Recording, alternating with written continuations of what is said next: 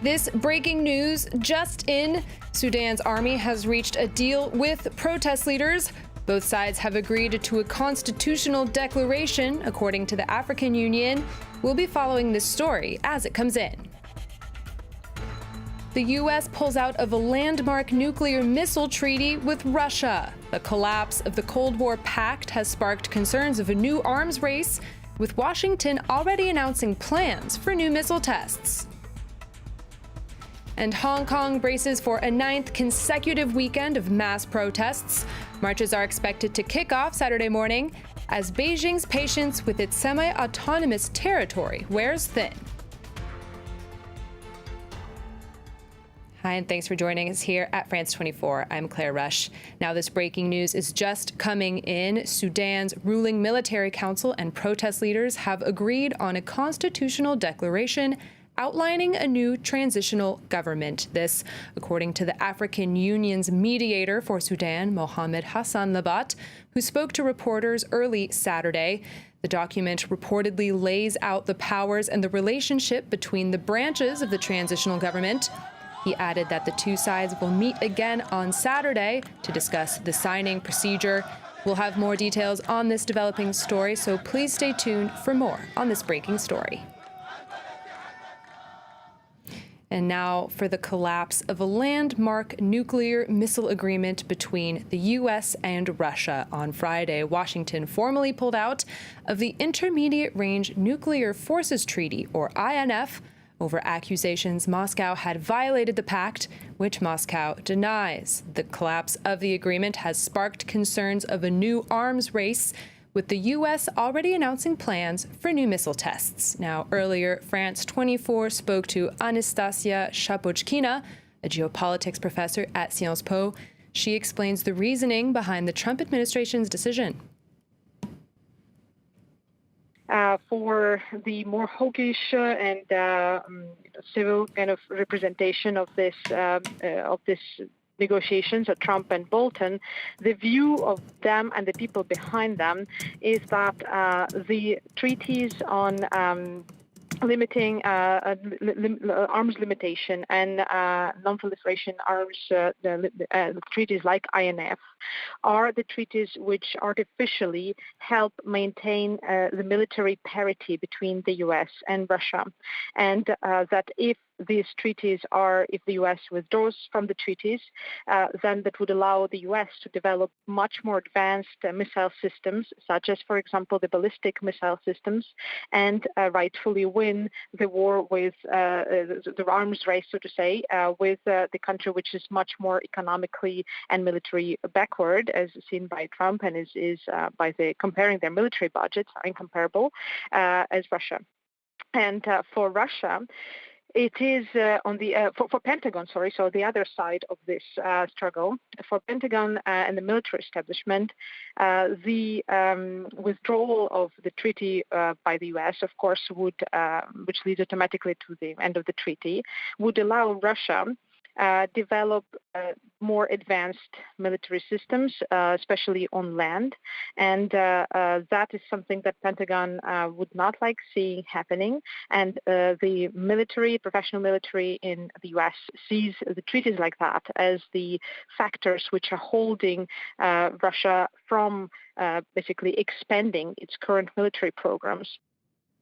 Now, this report from Aaron Ogunke, who tells us more about the landmark INF Treaty and how it ended a decades-long nuclear arms race. December 8th, 1987.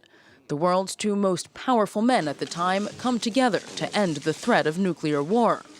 On the left, Soviet leader Mikhail Gorbachev. On the right, U.S. President Ronald Reagan. After 4 decades of a spiraling Cold War arms race, the two leaders sign a historic agreement, the Intermediate Range Nuclear Forces Treaty, known as the INF. It was the first time the superpowers agreed to scale back their nuclear arsenals. More specifically, to eliminate all ground-launched ballistic and cruise missiles, with ranges between 500 and 1,500 kilometers. Notably, the SS-20 nuclear missile, which Moscow had pointed towards several Western capitals. In the years that followed the treaty's conclusion, the two countries destroyed more than 2,600 missiles, up until the end of the Cold War in 1991. In that same year, the treaty's membership expanded to include successor states of the former Soviet Union. But since the mid-2000s, commitment to the landmark treaty has gradually collapsed, with the U.S. and Russia mutually accusing each other of breaches. Moscow argues the agreement unfairly prevents it from acquiring weapons that its neighbors, particularly China, are developing. The Kremlin also contends that Washington's pursuit of strategic anti-ballistic missile systems in Europe could justify its withdrawal from the accord, presumably to deploy its own weapons to target future U.S. anti-missile sites. In 2014, the Obama administration openly accused Russia of violating the treaty when it produced and tested an illegal ground-launched cruise missile, an accusation the Kremlin rejected. But Donald Trump's rise to the presidency was perhaps the straw that broke the camel's back. In February 2019, Russia said it would develop new missile systems, this in response to President Trump's announcement that the U.S. would withdraw from the INF treaty, setting the two countries decades back on matters of disarmament and renewing the prospect of another nuclear arms race. In other world news, the EU has picked their candidate to lead the IMF, Kristalina Georgieva. The Bulgarian is the chief executive of the World Bank, and EU ministers wrangled over her vote for nearly 14 hours, and after heated negotiations, her rival conceded defeat. The debates highlighted once again the divides that exist within the bloc. Yana Lee has more on the international policymaker. She's one of the world's most powerful women. Kristalina Georgieva is the World Bank's second in command. Born to two high school graduates, the self-made woman obtained a PhD in environmental economics in 1986. The Bulgarian then started her career as an economist, publishing textbooks and working at renowned universities such as the LSE and MIT. In 1993, she joined the World Bank, where she garnered a reputation both as a hard worker and an easygoing colleague. Georgieva rose through the ranks of the international institution, and by 2008 she was its vice president. 2 years later, though, she was called on to become a EU commissioner for her native Bulgaria. She traveled the world working on humanitarian aid and budget. Georgieva later held key posts at the European Commission before launching her candidacy for United Nations Secretary General in 2016. Ultimately, Antonio Guterres won the top job, but the Bulgarian would find her spot as the CEO of the World Bank in 2017. Now, the majority of EU leaders want her to take on another role, managing director of the International Monetary Fund. By convention, the Washington-based lender is headed by a European, and Georgieva could become the first Eastern European to hold the position. But it's not a given. She'll be 66 soon, and IMF member states will have to change existing rules that state the director must be under 65. Emerging economies or even the UK could field their own candidates. They have until September 6th to do so. Now, Hong Kong is bracing for the 9th consecutive weekend of mass protests, with demonstrations set to kick off Saturday morning, following a week of rallies that saw several groups, including bankers and civil servants, join the ranks of the protest movement. Now, earlier, France 24 spoke to Rod Wai from Chatham House. He told us about the possible threat of Chinese military action. It would have to be a real total breakdown in order in Hong Kong before that happened. And I think the Chinese would be very reluctant to undertake what must be a hugely risky political maneuver in that case, because they would have to take the risk of using force and violence against the people of Hong Kong, and perhaps even killing people. And the consequences of that would be so unpredictable and so difficult to handle that I think they would be very reluctant to do it. The Hong Kong authorities are treating all this as a policing matter, as a matter for law enforcement to keep Hong Kong safe. But the protesters are treating it essentially as a political matter. And the fact is that there is no meeting point at the moment. And so we are just seeing things getting more and more worrying. And the release of this video by the PLA garrison in Hong Kong certainly contains veiled threats that this is something that could happen, but I don't think it is indicating at the moment that this is something that will happen. Though the longer this goes on, and if it continues to escalate, then who knows?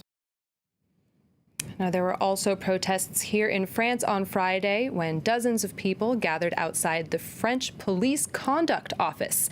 They're angry at what they call the latest case of police brutality. The story concerns a young man whose body was found earlier this week in the Loire River in western France. He'd been missing for over a month after officers used tear gas to break up a techno concert, leading some to blame police for his death. Yana Lee has the story. Angry at what they see as another case of police brutality. A few dozen protesters gathered outside the police conduct office in Paris. We can't let kids die like that and then turn around and say, oh well, it was a police charge, they were probably looking for it. On France's annual Music Day last June, police used tear gas to disperse a techno festival on the banks of the River Loire in Nantes. Several people fell into the river. 24-year-old Steve Maya Canisso's body was found 5 weeks later. France's police conduct office released a report stating that there was no link between the police operation and Canisso's death, further angering protesters. They've got the bleach to whitewash their own reputations. They get cleared super fast. As for people like us, we face trials, fines, and unjust detentions. Steve's case comes at a difficult time for the Interior Ministry. Police have been repeatedly criticized for their alleged heavy-handedness against minorities, environmentalists, and most recently, Yellow Vest protesters, prompting the UN's Human Rights Council to open a probe into the French police. A police officer is supposed to protect us, not harm us. Officers should be respected, but today the orders that are given down by those at the top have made us see officers as torturers instead of peacekeepers. We can't continue like this.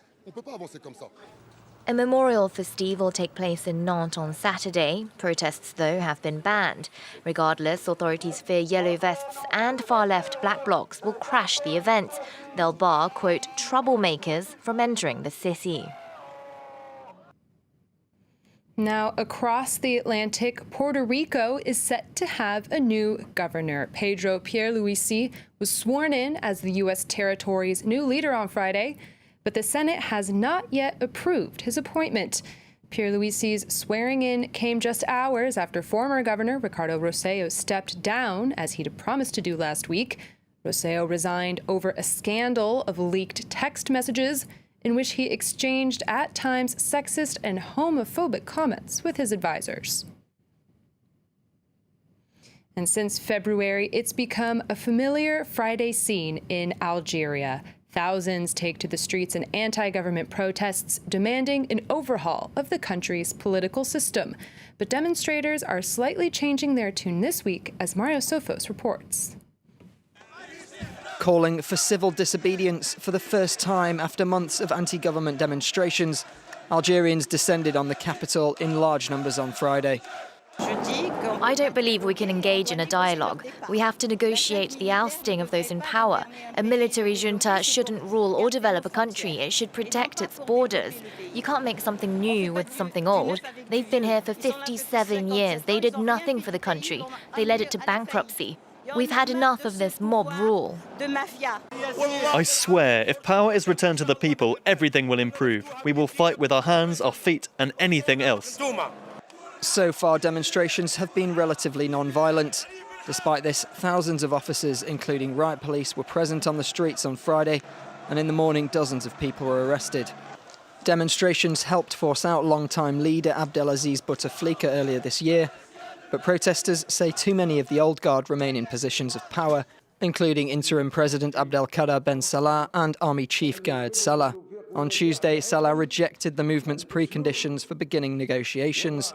These included the lifting of police roadblocks around Algiers and an end to security forces' attempts to hinder rallies. Algeria's standoff is showing no signs of abating. Thanks for tuning in. More news up next.